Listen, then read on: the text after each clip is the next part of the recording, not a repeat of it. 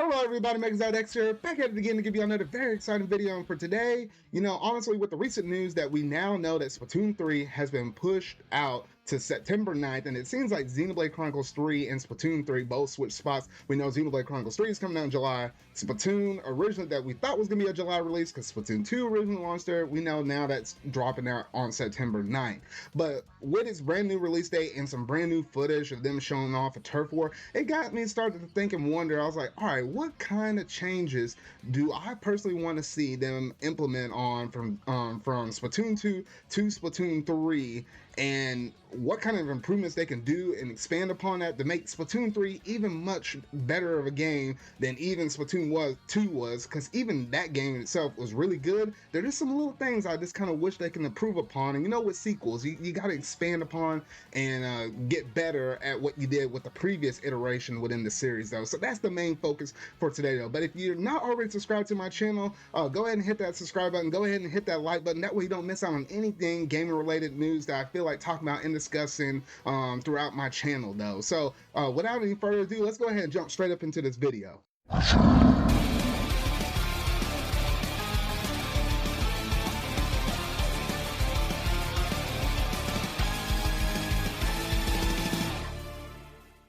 So the first thing I want to talk about is the single player campaign, because originally when you think back to Splatoon 2, the single player campaign, it was all right. It wasn't nothing crazy, but it did teach you your fundamentals of some of the basic weapons, everything from the charger to the slosher, to the octo brush, etc. Splatter, splatter shot, everything like that. They taught you the basic premise of using the sub weapons, the main weapons, and even the specials, and how you can kind of use those with it, taking all those skills you learned in the single player campaign and applying them to regular turf war or ranked modes or even league battles. Beyond that, it was okay. It wasn't nothing crazy. The story was all right. But the one thing I want to see personally improved upon that is start implementing what you started doing within the Octo expansion, the DLC for Splatoon 2. Now it's actually free for all of the Nintendo Switch Online expansion pack owners to try it out though, but the things that they implemented in that DLC, I heavily wanted to be influenced on and be pulled into the Splatoon 3's main story mode, because with Splatoon 2's Octo expansion, it was more mission based, and it wasn't just like, oh, get from point A to point B. No, it was like either having time limits, destroying a certain amount of enemies within a certain time set, or it was just overall a little more challenging compared to some of the other missions within the base mainline story mode for Splatoon 2. So I just want that increase a little bit difficulty. It doesn't necessarily have to mean that every level is increasingly that much harder, because Octo expansion in general, because we had the game so much longer in our hands by the time that DLC dropped out, they just made things naturally a little more harder. It doesn't necessarily have to have the whole entire game hard, but I do want that little bit of a challenge to at least exist within the mainline story mode, and then have it be that much rewarding if we haven't go all the way and 100% this thing though. So I kind of wanted to be a little more faster, a little more engaging, a little more challenging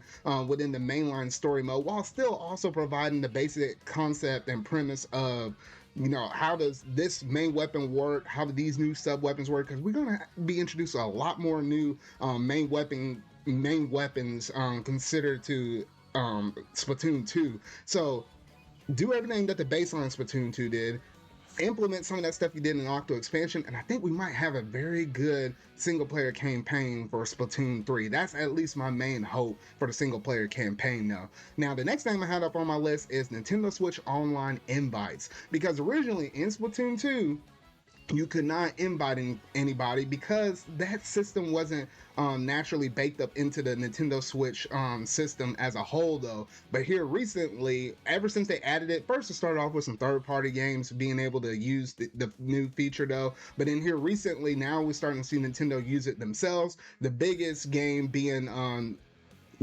Mario Party Superstars. That one uses it quite flawlessly and is able to kind of jump in, jump out the game. Doesn't forces you to actually like shut down the whole game entirely like Super Mario Party, but it does it in such a way where it's a lot more convenient now. And now that Splatoon 3 is out, or will be out by then, and it's a main flagship title in terms of promoting your the Nintendo Switch Online in general, you gotta be able to implement this up in there. So that way it's just a little bit easier to bring in all your friends and just kind of group everyone together though. So that it has to be an absolute must for Splatoon 3. Next thing I had up on here is, oh goodness, if you happen to be somebody that plays Splatoon 2, maybe Splatoon 1, but especially in Splatoon 2, you know, your gear and stuff. You have like primary, you have the chunks, your ability chunks. You have the primary ones and you have the secondary ones for any of your gear, whether it be your headgear, whatever shirt you're wearing or / your shoes.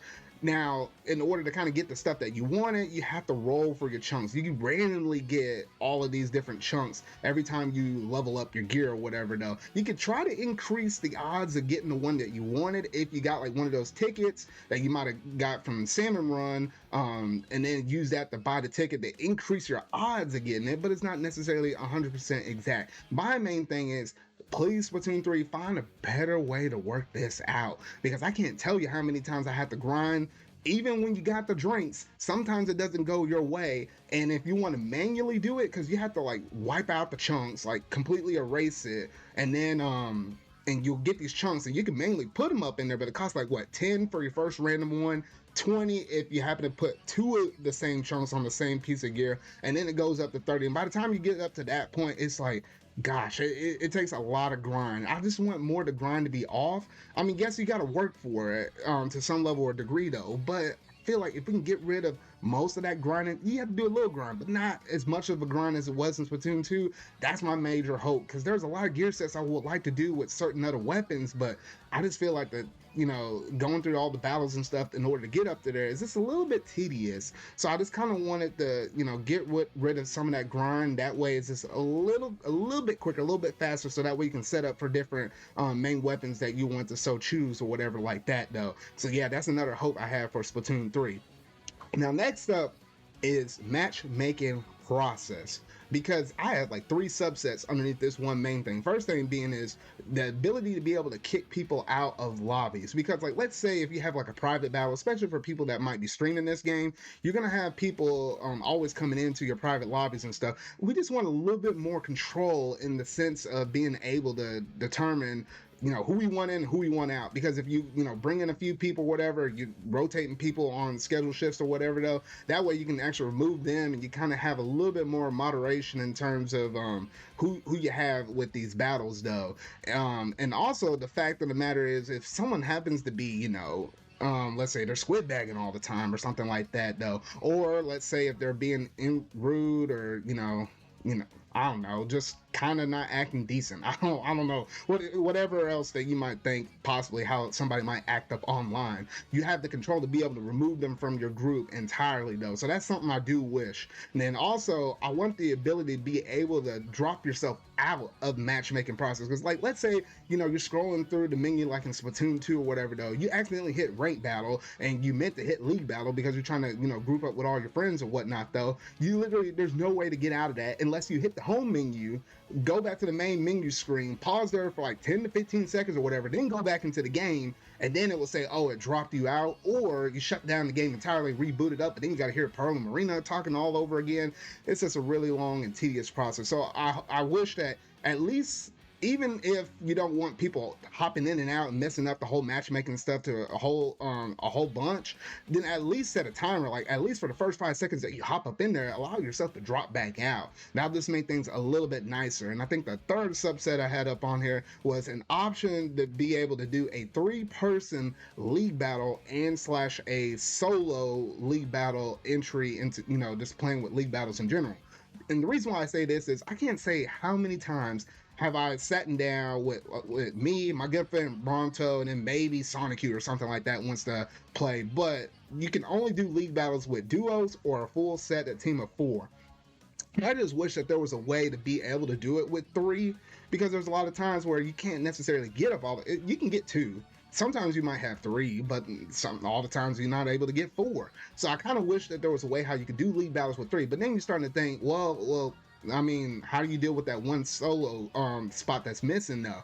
Now, with league battles, you don't get penalized in rank battles, because in rank battles, if you lose, you lose that prestige, like that meter will be about to crack, and then thus you might d-rank or whatever. Though at least with league battles, you don't get penalized on that. You get points and stuff based on how well your team does, and it kind of matchmakes you with people that are closer to whatever your team synergy might be, though. But there's no risk of you actually de-ranking like in traditional rank battles, though. So I think that's actually advantageous to have a single solo player to be able to join you, and thus whenever that happens, that way you can kind of experiment with new weapons without too many penalties and stuff like that. So that way you can still play ranked battle modes without the penalty of losing your rank that you work real hard on within the traditional rank mode. And two, also allows you to be able to try out more maps or / new modes that aren't necessarily tethered to the rank mode. Rank mode might have clan blitz or something like that, but it'll allow you to try tower control at that moment if you do the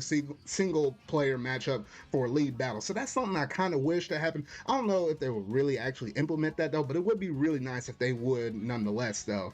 Now, next up on my list, I really hope they do keep Salmon Run open 24/7, because as it stands now in Splatoon 2, they literally will run it in like 12-hour stretches or something like that. It's like a good chunk of time that it is open, and then there's a good chunk of time, like 12 hours or something like that, whenever it's shut down. So it would be nice to kind of keep it open all the time, because I can't tell you how many times, especially towards the beginning of Splatoon 2, when I was like really addicted or really hooked on that Salmon Run, and you get up in there and it's like, bruh, it's not open. Then you have to open up the Nintendo Switch Online app and start scrolling through that thing, be like, well, when's the next time it's going to be open though? And then it's like, bruh, it's not open until like the next day, because I guess it's shut down for the rest of the night. And then you're like, oh goodness. Or sometimes you'd be trying to play during the you'd be trying to play at night, it's shut down, and you can't necessarily play it during the day because maybe you got to work or you got to go to school or something like that though. So